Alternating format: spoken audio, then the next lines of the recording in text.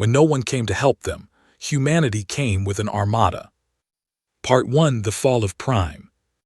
The message came through every emergency channel in the galaxy. It was a cry for help from a dying world. Prime was burning. From orbit, the planet looked like a wounded animal. Great fires spread across its green forests. Black smoke rose from cities that had stood for 10,000 years. Ships hung in the sky above the planet like hungry birds waiting for their meal. The Dominion of Ash had come. They were conquerors. They moved from world to world, taking everything of value. They stole resources. They captured people and made them slaves. They left behind only ash and bones. No one knew where they came from. No one knew how to stop them. The galaxy had learned only one thing about the Dominion: run or die. But they could not run. They were a peaceful people. They had no warships. They had no weapons. For thousands of years, they had devoted themselves to healing and philosophy. They believed that all life was sacred. They had never harmed anyone. Now they were being slaughtered. In the Great Hall of the Galactic Council, Ambassador watched the emergency transmission play on the massive screen. The ambassador stood before them, her silver skin covered in dust and blood. Behind her, explosions lit up the sky.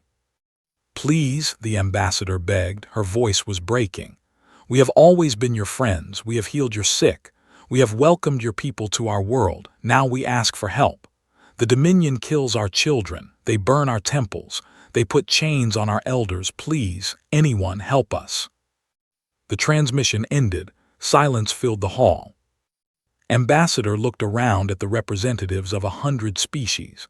Some were ancient races who had traveled the stars when humans still lived in caves. Some were powerful empires with fleets of 1,000 ships. All of them sat in their seats. None of them spoke. Finally, the ruling council called for order. The ancient speaker, a being of living crystal who had seen civilizations rise and fall, addressed the assembly. "We must vote on intervention," the speaker said. Its voice rang like bells. "Who will stand with Prime?" Ambassador pressed her voting button immediately.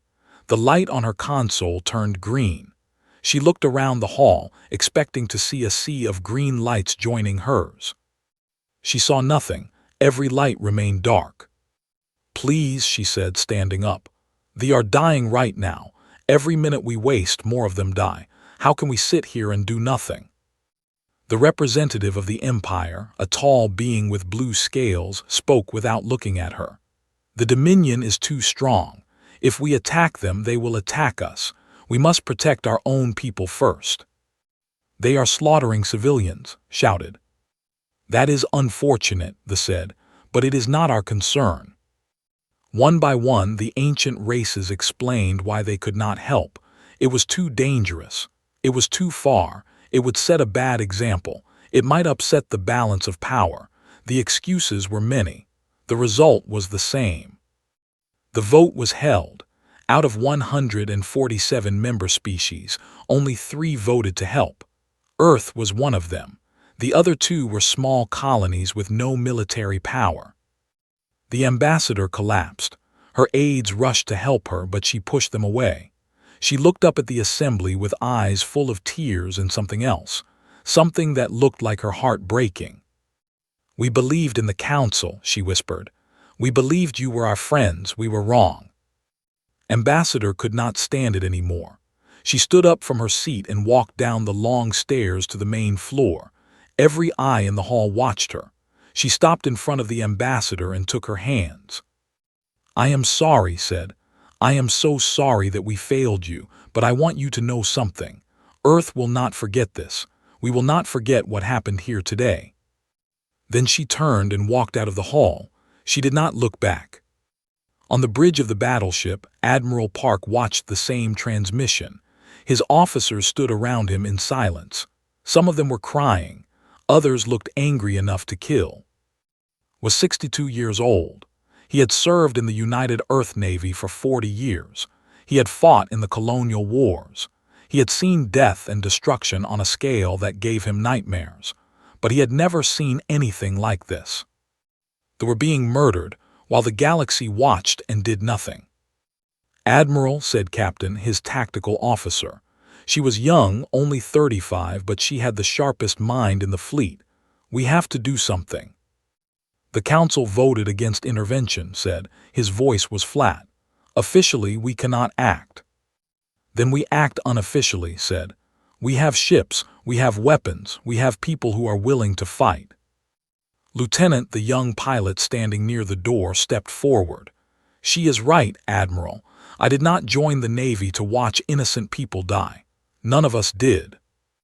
Looked at his crew. He saw the same fire in all their eyes. They wanted to help. They needed to help. It went against everything they believed in to stand by and do nothing. He remembered Earth's own history. He remembered the wars, the genocides, the times when nations had turned away from those who needed help. He remembered the shame that still lived in human hearts, the promise that humanity had made to itself: never again. "The Dominion fleet is 3 times the size of anything we can put together," said. "We would be outnumbered. We would probably die."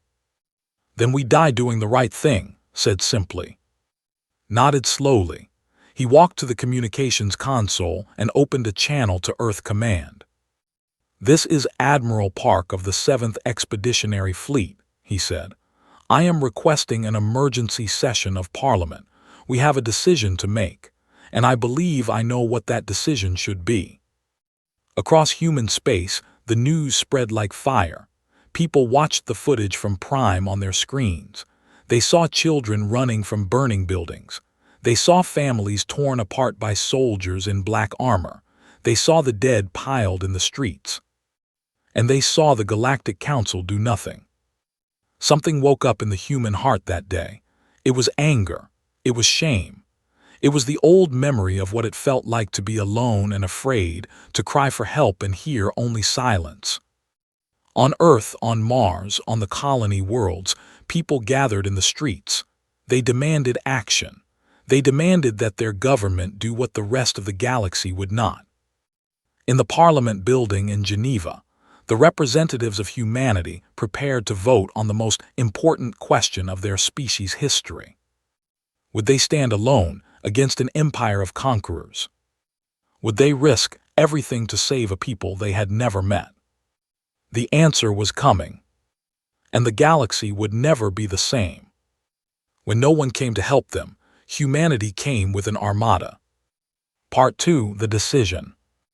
The Parliament building in Geneva was over 300 years old. Its walls had seen humanity at its worst and its best. Tonight, those walls would witness something new. They would witness humanity choosing what kind of species it wanted to be. President stood at the window of her office, looking out at the crowd below. Thousands of people had gathered, holding candles and signs. Some of the signs said "Save," others said "We remember." The crowd stretched as far as she could see. She was 58 years old. She had spent her life as a diplomat, trying to build bridges between worlds. She understood the cost of war better than most. She also understood the cost of doing nothing. Her assistant entered the room. "Madam President, the session is about to begin." Nodded and walked toward the door. Then she stopped. On her desk was a small device that had been delivered an hour ago. It was a message from Prime. She had watched it 3 times already. The message showed an old woman sitting in the ruins of what had once been a temple. Around her, the world was burning. She looked directly into the camera with eyes that had seen too much. "I do not know if anyone will receive this message," the old woman said. "I do not know if anyone cares, but I want to thank the humans. Your ambassador spoke for us when no one else would. Your people cry for us when no one else does. Whatever happens now, we will not forget. We will die knowing that someone heard us. Someone cared. That is more than we expected. That is everything." The message ended there. The old woman's face froze on the screen. Picked up the device and put it in her pocket. Then she walked to the Parliament chamber. The chamber was full. Every representative was present. The galleries above were packed with journalists and citizens who had won the lottery for seats. The air was thick with tension. Everyone knew what was about to happen.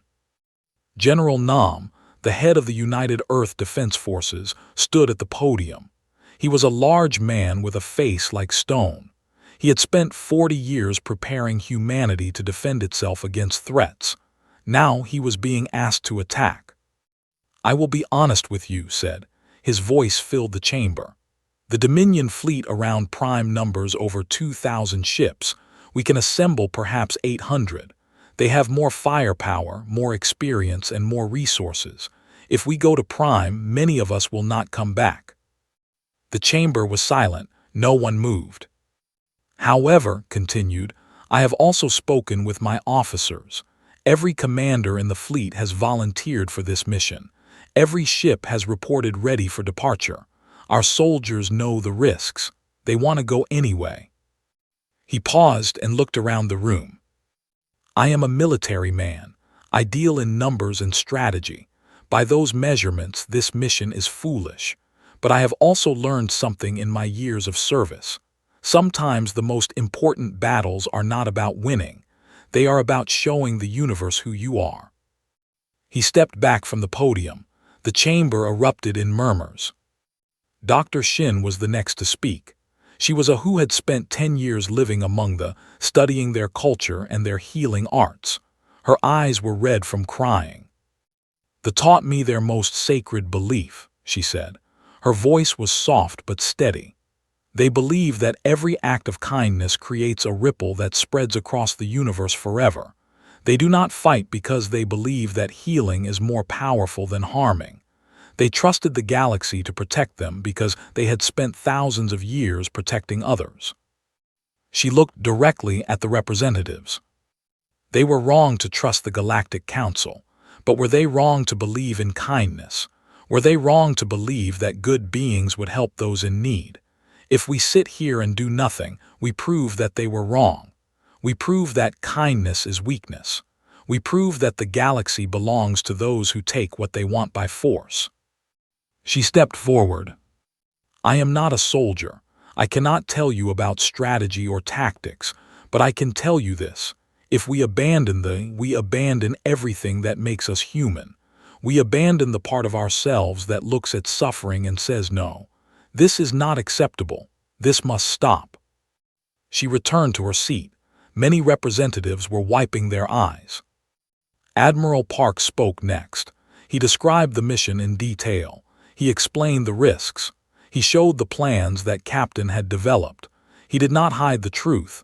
This would be the most dangerous operation in human history. "I am volunteering my fleet for this mission," he said at the end. "Not because I want to die, but because some things are worth dying for. They cannot fight for themselves. Someone has to fight for them. I believe that someone should be us." The debate went on for hours. Representatives spoke for and against the mission. Some argued that humanity was too young, too weak, too inexperienced to challenge the Dominion. Others argued that if humanity did not act now, it would have to live with the shame forever. Finally, as the sun began to rise over Geneva, President called for the vote. "This decision will change our history," she said. "It may change the history of the galaxy. I will not tell you how to vote, but I will tell you what I believe." She pulled the device from her pocket and played the old woman's message for the entire chamber. When it ended, she looked at the representatives. "She thanked us for caring," said. "She thanked us for hearing her cry. She expected nothing. She hoped for nothing. She was ready to die knowing that someone had at least listened." Her voice grew stronger. "I say that is not enough. Listening is not enough. Caring is not enough. If we truly believe that all life has value, if we truly believe that the strong should protect the weak, then we must act. We must answer her cry with more than words. We must answer with ships. We must answer with soldiers. We must answer with everything we have." She raised her hand. "I vote yes." The chamber was silent for a moment. Then one by one hands began to rise. The vote was counted. It was close, closer than anyone had expected. But when the final number was announced, the chamber erupted. The motion passed. Humanity would go to war. Within hours, ships began to move. From Earth, from Mars, from the asteroid colonies and the outer stations, vessels of all sizes headed for the assembly point. Warships and freighters, cruisers and transports, even civilian craft with volunteer crews. They came because they were ordered to. They came because they wanted to. They came because they could not stay behind. Admiral stood on the bridge of the, watching the fleet gather. 847 ships, more than he had expected, still not enough for a fair fight. Captain stood beside him. "Are you afraid?" she asked.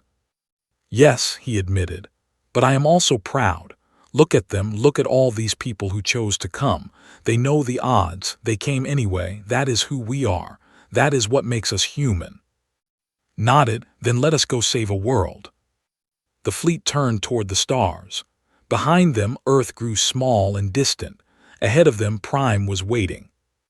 And the Dominion was about to learn that humanity was done watching from the sidelines. When no one came to help them, humanity came with an armada. Part 3: The Long Jump. The journey through hyperspace would take 12 days. 12 days of silence. 12 days of waiting. 12 days to think about what was coming. Admiral Park walked through the corridors of the, speaking with his crew. He had learned long ago that the most important thing a commander could do before battle was listen. People needed to be heard. They needed to know that their fears and hopes mattered. In the medical bay, he found Ensign O preparing supplies. Was only 24 years old, fresh out of training. His hands moved quickly over the medical kits, checking each one twice. Ensign said, "How are you feeling?" Looked up, his face was pale but determined. "I am scared, Admiral," he admitted. "I keep thinking about all the people who might get hurt. I keep wondering if I will be good enough to save them." "That fear will keep you sharp," said. "Use it, let it make you careful, let it make you quick, but do not let it stop you." Nodded, then he reached into his pocket and pulled out a small stack of papers. "I have been writing letters," he said, "to my mother, to my sister, to my friends, in case I do not come back." Placed a hand on the young man's shoulder. "Write your letters," he said, "but also write one to yourself. Write down why you chose to be here. When the battle comes and everything is chaos, read that letter. Remember why you fight." In the engine room, Chief Engineer Bay was covered in grease and frustration. She was 51 years old and had been keeping ships running since before some of her crew were born. There was an old vessel, and it needed constant attention. "Admiral," she called out when she saw him, "I hope you are not here to give me more bad news. I already have 3 power conduits failing and a cooling system that wants to kill us all." Smiled, "I am here to thank you, Chief. Without you, this ship would not move." "Without me, this ship would be a very expensive piece of floating metal," said, but she smiled back. "Do not worry, Admiral, I will keep her running, even if I have to hold the engines together with my bare hands." "I have no doubt." On the observation deck, Lieutenant sat alone, staring out at the strange colors of hyperspace. The young pilot had been quiet since the journey began. Knew why. His family had died during the colonial wars. He had been just a child when raiders attacked his home station. He had hidden in a storage compartment while his parents fought and died. No one had come to help them. By the time rescue ships arrived, it was too late. Sat down beside him. "You are thinking about them," he said. It was not a question. Nodded slowly. "I keep wondering what my father would say," said. "He was a peaceful man. He did not believe in fighting, but he died fighting anyway because there was no other choice." "What do you think he would say about this mission?" Was quiet for a long moment. "I think he would say that some things are worth fighting for," he finally said. "I think he would say that protecting the innocent is not the same as seeking violence. I think he would say that he is proud of me." "I think you are right." They sat in silence, watching the colors swirl outside the window. In a small cabin on the lower deck, something unexpected was happening. A refugee named Lyra was teaching human medics about her people's healing arts. Lyra had been rescued from a colony ship that had escaped Prime just before the Dominion arrived. She was one of only a few hundred who had made it out. She had lost everyone she loved.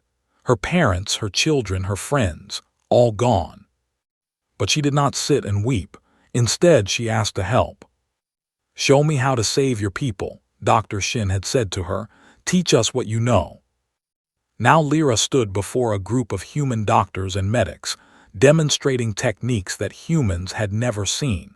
She showed them how to stabilize wounds using pressure points. She taught them about medicines that worked on many species.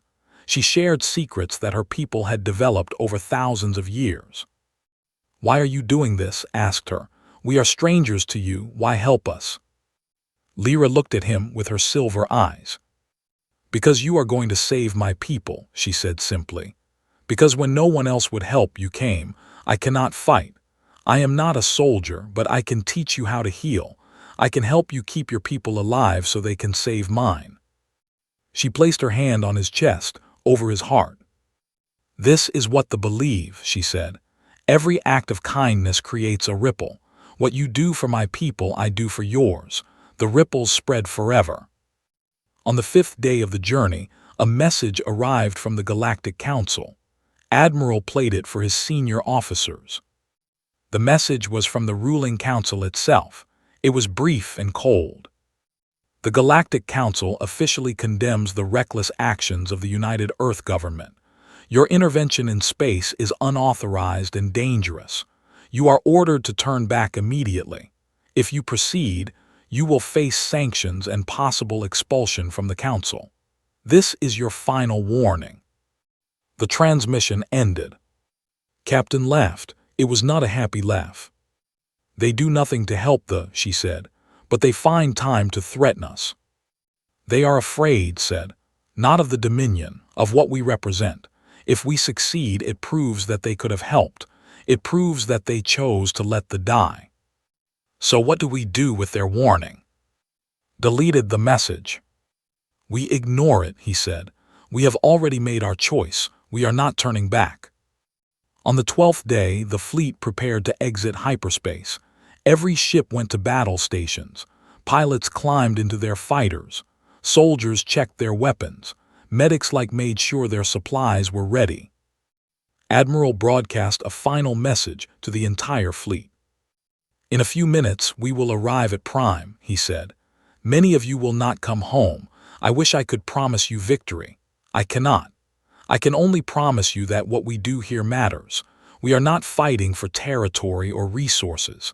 We are fighting because innocent people need help and no one else would give it." He paused. "Centuries ago on Earth there was a saying, 'All that is necessary for evil to triumph is for good people to do nothing.' Today we are the good people, and we are not doing nothing." The fleet dropped out of hyperspace. Below them, Prime was burning. Great cities lay in ruins. Forests that had stood for 1,000,000 years were reduced to ash, and above the dying world the Dominion fleet waited. Over 2,000 ships, bristling with weapons, turned to face the human armada. Admiral looked at the enemy fleet. He looked at his own ships, outnumbered, and he thought about the old woman's message. He thought about S letters and S lost family and Lyra's gentle hands teaching human medics how to heal. "All ships," he said, "attack." The battle for Prime had begun. When no one came to help them, humanity came with an armada. Part 4: The Battle of Prime. The first human ship exploded in a ball of fire. Then the second. Then the third. The Dominion's weapons were powerful and accurate. They had been conquering worlds for centuries. They knew exactly how to destroy an enemy fleet. But the humans did not break. They did not run.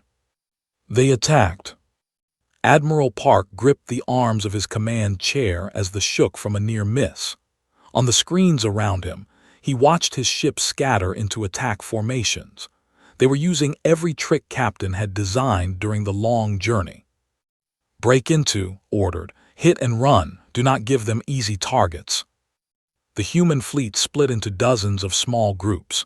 Each group moved independently, striking at weak points in the Dominion formation, then retreating before the enemy could respond. It was the kind of fighting that humanity had learned in centuries of war against itself. Guerrilla tactics, asymmetric warfare, the fighting style of the weak against the strong. The Dominion commander's voice crackled over the communication channels. He was broadcasting to the entire battlefield. "Little humans," he said. His voice was deep and mocking. "You should have stayed in your corner of the galaxy. You are insects attacking a giant. We will crush you and use your bones to decorate our halls." Admiral opened a response channel. "We do not abandon those who need us," he said simply. "That is not who we are. You will learn this lesson today. We will learn nothing from you except the sound of your screaming." Cut the channel. He did not have time for words. He had a battle to fight. Lieutenant led his squadron of fighters through the chaos. Enemy fire streaked past his ship. One of his exploded beside him. He did not have time to mourn. He had to keep moving.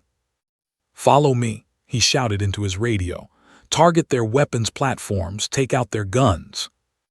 His squadron dove toward a massive Dominion cruiser. The ship's weapons turned toward them, filling space with deadly energy. Fighters fell like leaves in a storm, but enough of them got through. Their missiles struck the cruiser's weapon systems, leaving it blind and helpless. "Good hit," yelled. "Move to the next target." Captain coordinated the battle from her tactical station. Her screens showed the positions of every ship in both fleets. She moved pieces like a master playing a game of strategy. 7 move to Sector 9. There is a gap in their formation. 3 fall back and regroup. You are too exposed. Her voice was calm even as the ship shook around her. She had planned for this. She had prepared for this. Now she had to make her plans work. "Admiral," she said, "I have an idea. It is risky." "Tell me." "Their command ships are in the center of their formation. They are protected by layers of other ships. But if we concentrate all our forces on one side, we can draw their defenders out of position. Then a small strike team can get through to the command ships." "It will look like we are losing," said, "like we are desperate." "We are desperate, but they do not need to know that our desperation has a purpose." Nodded. "Do it." The human fleet began to shift. Ships pulled back from several sections of the battle, concentrating their fire on a single point in the Dominion line. It looked like a retreat. It looked like the humans were finally breaking. The Dominion took the bait. Their ships surged forward, trying to finish off the weakened human forces. The protective layers around their command ships grew thin. "Now," shouted. A small group of human ships, led by the cruiser Soul's Hope, broke through the gap. They raced toward the heart of the Dominion formation. The Soul's Hope was an old ship, one of the oldest in the human fleet. Her captain was Commander Moon, a quiet man who had served in space for 30 years. He knew his ship better than he knew his own body. "All power to engines," ordered. "Get us through." The Soul's Hope flew straight into the enemy formation. Dominion ships tried to stop her. Weapons fire pounded her shields. Explosions tore through her hull, but she kept going. In the engine room, Chief Engineer Bay fought to keep the ship alive. Fires burned around her. Her crew fell one by one, but she kept the engines running. "Come on, old girl," she whispered to the ship. "Just a little further. You can do this." A power conduit exploded behind her. Metal fragments tore through her arm. She screamed but did not stop. She pulled wires and rerouted systems with her one good hand. The engines roared. The Soul's Hope reached the Dominion command ships. She launched every weapon she had. Missiles and energy beams tore into the enemy flagships. 2 command ships exploded. A third began to drift, crippled. But the Soul's Hope could go no further. Her engines finally died. Her weapons fell silent. She hung in space, broken and burning. "All hands abandon ship," Commander said quietly. Then he looked at his screens one last time. He had done his job. He had given the fleet a chance. Back on the Admiral watched the sacrifice of the soul's hope. He wanted to weep. He wanted to scream. But there was no time. The battle was not over. Then something happened. Something that no one expected. Admiral shouted, "Multiple hyperspace signatures, ships incoming." His heart sank. Reinforcements for the Dominion, they were finished. But then the new ships emerged from hyperspace, and his heart rose again. They were not Dominion ships. There were 12 different designs from 12 different species. Recognized some of them. A proud warrior race that humanity had traded with. The Collective, a group of peaceful scientists who had shared technology with Earth. The Syndicate of Nebula, a merchant guild that had done business with human colonies. None of them were council members. None of them had voted to help but they were here now. A new voice came over the communication channels. It belonged to Admiral of the Fleet. "We watched humanity stand alone against tyranny," she said. Her voice was fierce. "We told ourselves it was not our fight. We told ourselves we should stay safe. But then we watched your ships fly into certain death to save people you had never met. We watched your soldiers sacrifice themselves for strangers." She paused. "We will not let you fall alone. We stand with humanity today. We stand with Prime." Behind the 12 fleets, more hyperspace signatures appeared. Smaller ships, civilian vessels, merchant freighters. They came from dozens of worlds, crewed by ordinary people who had decided that they could not stand by and watch. The battle changed in an instant. The combined fleet turned the tide. Dominion ships, caught between the human forces and the new arrivals, began to break formation. Their commanders, who had expected an easy victory, now faced defeat. On Prime's surface, the fighting was just as fierce. Human ground forces had been landing throughout the battle, fighting their way through Dominion soldiers to reach the civilians. Ensign O worked in a field hospital set up in the ruins of a temple. Around him, the wounded from both the battle and the Dominion's occupation waited for help. Human soldiers, civilians, even a few warriors who had joined the ground assault. His hands never stopped moving. Every technique that Lyra had taught him, every skill from his training, he used them all. He saved lives that should have been lost. He gave hope to those who had none. A child was brought to him. She was barely breathing. Shrapnel had torn through her small body, worked desperately, using healing methods combined with human medicine. The child's eyes opened. She looked up at him, this strange human covered in blood and sweat. "Are you an angel?" she whispered. "No," said, "just a medic, but I am here to help." In orbit, the Dominion fleet was crumbling. Their command ships were destroyed or crippled. Their formation was scattered. One by one, their captains made the same decision: retreat. The Dominion of Ash, which had never been defeated, fled from Prime. They left behind thousands of dead soldiers. They left behind the ruins of their ambition. They left behind a galaxy that had finally found the courage to stand up to them. Admiral watched the enemy ships disappear into hyperspace. He felt exhaustion like he had never felt before. He felt grief for all those who had died. But most of all, he felt something he had not expected. He felt hope. The battle was over. The war for the galaxy's soul had just begun. When no one came to help them, humanity came with an armada. Part 5: The Dawn After. The sun rose over Prime for the first time in weeks without the shadow of Dominion ships blocking its light. The sky was still filled with smoke from burning cities. The land was still from bombardment, but the killing had stopped. The chains were broken. They were free. Admiral Park stood on a hillside overlooking the ruins of what had once been the capital city. Bandages covered the wounds he had received during the battle. His uniform was torn and stained with blood. He had not slept in 3 days, but he could not bring himself to rest. Not yet. 312 human ships had been destroyed in the battle. Over 40,000 men and women would never go home. Their names were already being carved into memorial walls on Earth, on Mars, on every human colony. They had given their lives for people they had never met. Behind him, Captain approached. She looked as tired as he felt. "The Dominion has retreated to their core worlds," she said. "Reports are coming in from across their territory. Rebellions are breaking out everywhere. The species they conquered are rising up. They are fighting back. Our victory here showed them it was possible," said. "Yes, the Dominion's reputation for invincibility is destroyed. They will never be the same threat again." They stood in silence, watching human soldiers and civilians work together in the ruins below. Temporary shelters were being built. Food was being distributed. Medics moved through the crowds, treating the wounded and sick. "We lost so many," said quietly. "We saved millions," replied.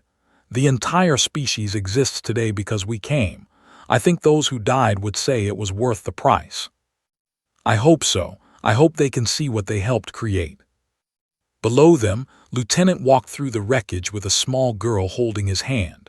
The girl had lost her entire family during the occupation. She had been found hiding in a collapsed building, alone and terrified. Now she followed everywhere, holding onto him like he was her only anchor in the world. Had not asked to become a father figure, but he had accepted the role without complaint. Perhaps it helped heal something inside him. Perhaps caring for this child gave meaning to all the pain he had carried since his own childhood. They stopped at a makeshift garden that survivors had started in the rubble. Flowers were already blooming, impossibly beautiful against the destruction around them. "Why do they grow flowers?" asked an elderly who was tending the plants. "Because life continues," the old one said. "Because beauty matters even in dark times. Because we must remember what we are fighting to protect." In the field hospital, Ensign O finally allowed himself to rest. He had worked for 40 hours without stopping. He had saved hundreds of lives. He had lost some too, and those losses would haunt his dreams for years to come. But he had done his duty. He had done more than he ever thought he could. Lyra, the healer who had taught him so much, sat beside him. "You have done well," she said. "You have honored my teachings." "I had a good teacher. When this is over, you should come to our healing temples. There is much more I could teach you, much more we could learn from each other." Smiled weakly. "I would like that." Chief Engineer Bay was being treated for her injuries on a hospital ship in orbit. She had lost her arm saving the soul's hope, but she was already planning the modifications she would make to her artificial replacement. She was not the type to feel sorry for herself. "I will be back on duty in a month," she told the doctors. 2 weeks if you stop pestering me about rest." "Chief, you nearly died." "Nearly does not count. Now bring me the engineering reports. I want to see how bad the damage is." On Earth, President addressed the planet and all of human space. Her face was tired but proud. "Today, we have won a great victory," she said. "But I do not want to talk about military triumph. I want to talk about what this day means for who we are as a species." She paused, gathering her thoughts. "We were told that helping was foolish. We were told it was dangerous, reckless, impossible. The Galactic Council ordered us to stay home. The ancient races laughed at our weakness, but we went anyway. Not because we wanted war, not because we wanted glory. We went because innocent people needed help, and we could not stand by and do nothing." Her voice grew stronger. "This is who we are. This is who we have always been, even when we failed to live up to our ideals. We are the species that looks at suffering and says no. We are the species that sees someone in danger and runs toward them, not away. We are the species that believes every life matters, no matter how different or distant." She looked directly into the camera. "The galaxy thought we were young and foolish. Today, they learned the truth. Humanity does not abandon those who need us. That is not who we are. That will never be who we are." The Galactic Council was in chaos. Species that had voted against intervention now faced angry populations demanding to know why they had refused to help. Several member races from the Council entirely, saying they could no longer be part of an organization that let genocide happen. A new alliance was forming, built around humanity and the 12 species that had joined the battle at Prime. They called it the Covenant of Open Hands. Its founding principle was simple: no member would ever stand alone against tyranny. When one member was attacked, all would respond. Despite their near destruction, were among the first to join. They had learned a painful lesson about trusting distant allies. Now they would trust those who had proven themselves in blood and fire. 2 years later, a memorial was completed on Prime. It stood in the center of the rebuilt capital, a tower of white stone that reached toward the sky. On its walls were carved the names of every human and other species who had died in the Battle of Prime. Admiral Park returned for the dedication ceremony.